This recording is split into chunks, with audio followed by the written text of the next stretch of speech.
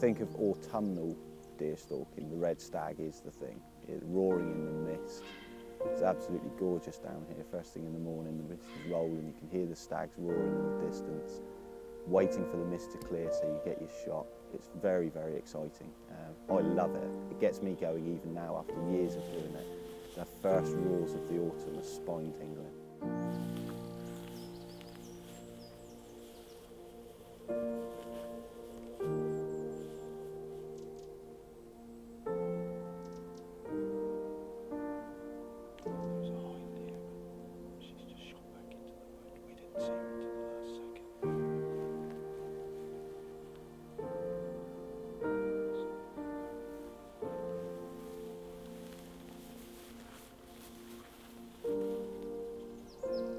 I'm here as the client today, and that's quite a rare thing for me. What it does is reignites the passion of stalking.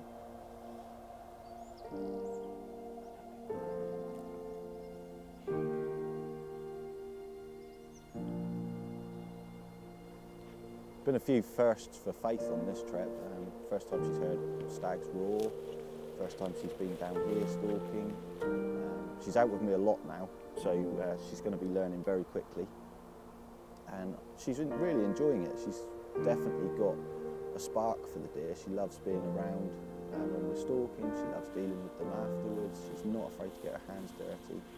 And that's what I really like, is that she's ready just to jump in at any moment. When I say do it, it's done.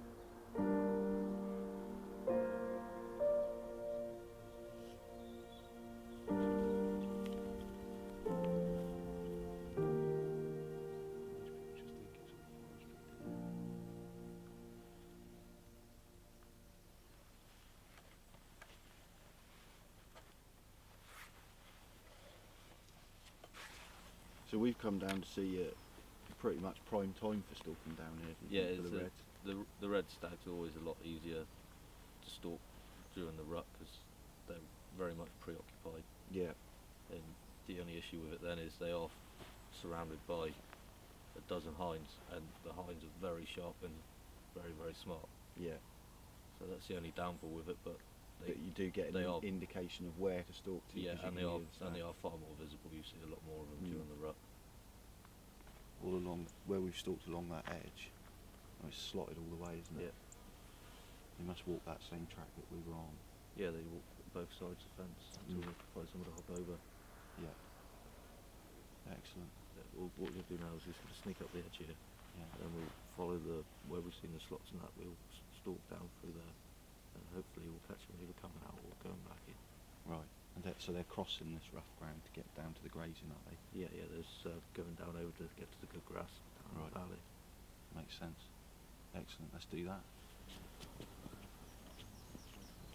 My friend Chris has invited me down to Bodmin Moor, well, right on the edge of Bodmin Moor, where he's got quite a lot of red deer stalking, and he's invited me to come and shoot a stag. It's an older stag that falls into the cull plan and has to be removed. So I got the phone call, would you like to come and shoot it? And of course I would, so here I am. Every cull plan allows for animals of different age groups, and being invited to shoot an older stag is a great honour. It's lovely because you go away with a trophy, but it's still doing a job in terms of management. You've got to remove the older ones before they purely die of starvation. They can only go to a certain age before they start going downhill. The trophy goes back in quality, and so it's better to take the stag out while it's still at its peak, or just over its peak. It's finished holding a great number of hinds. Younger stags are moving in to take its place, so you can take it out without upsetting the balance. We've just finished the morning stalk. We've had a really good look round. We've identified an area where there is a stag holding hinds, and he was roaring this morning in the wood, but we couldn't see him and we couldn't obviously get a shot. So we're going to go back to that spot this evening. With any luck, he'll come out with his hinds and rut out in the open where we can get a good look at him, check it's the correct trophy to be taking, and then hopefully get a shot. It's very different down here, stalking reds, because I'm used to stalking them in dense forestry, and we can be, anywhere between sort of 20 and 50 yards from the deer. Down here we're looking at thousands of yards, glassing over and then stalking into an animal, which is more challenging, it's equally exciting, and I'm really enjoying it so far. I'm just trying not to twist my ankle on all these rocks and tufty tussocks, but it's great fun.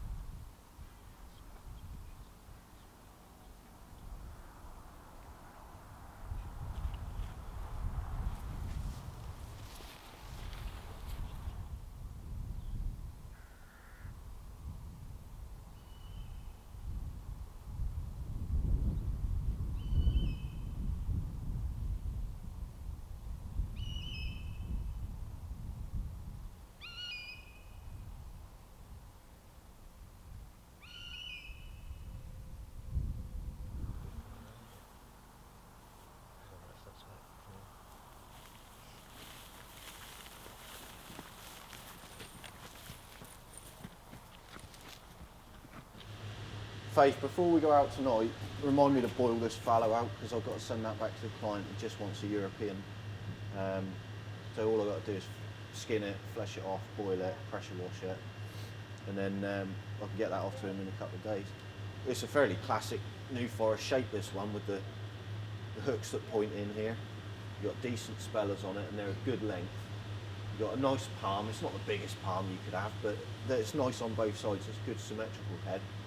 And then you've got these guard tines. That one's not so good. That's a good size guard tine. That's an abnormality. That's not a normal tine at all. So that's just a feature of a characterful head. These guard tines normally get broken off, but he's managed to keep this one. This side hasn't developed as well. But that's what you get with wild heads. You get character. These brow tines wouldn't be tolerated in a park animal. That would have been shot as a youngster just going on its brow tines. But in the forest, it's been allowed to develop, and that's the kind of head you can get when you shoot the right animal at the right time. And this, for this boy, it was the right time to go. He's not going to get any bigger. It's a good trophy for our client, and he's going away happy. So, yeah, don't let me forget, because you know what I'm like. Right then, breakfast time.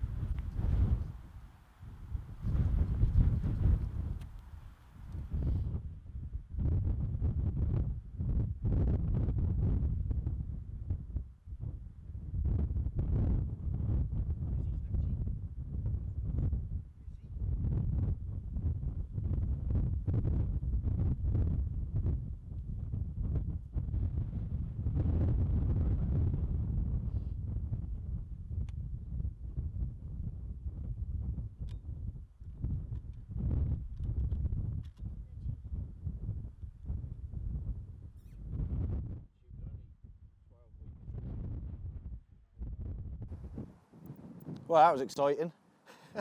All happened a bit quick, really.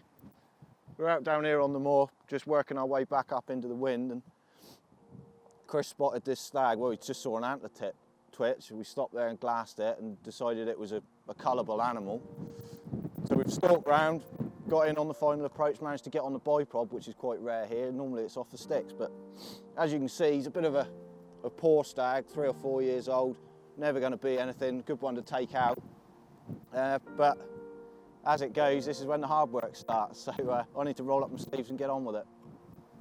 Managed to shoot a poor pricket last night, which was good, but then we've continued with the hunt, trying to get a stag, and As you can see before us, we have one.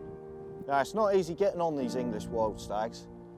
You've got to put the hours in, you've got to be prepared to work for it. And this is a memorable animal for me. It's not a great head, it's not a trophy that you want to put on the wall, but I'll keep it because we have worked hard for this one.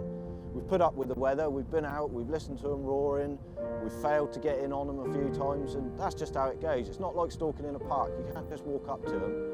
So I'm really happy that this has ended successfully. I better introduce Snatch, who's just busy getting into this thing at the moment. She's only 5 months old. She's already tracked and recovered a couple of deer.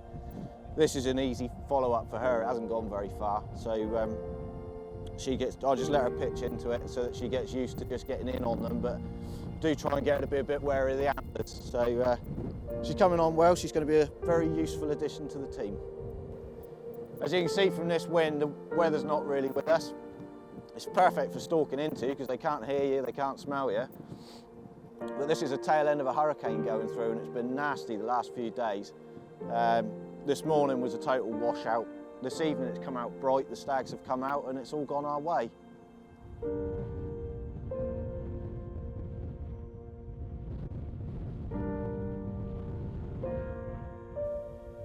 Hope you've enjoyed the series so far. We've certainly enjoyed making it for you. We'd love your feedback, and stick with us for the final show. We'll have something really exciting for you.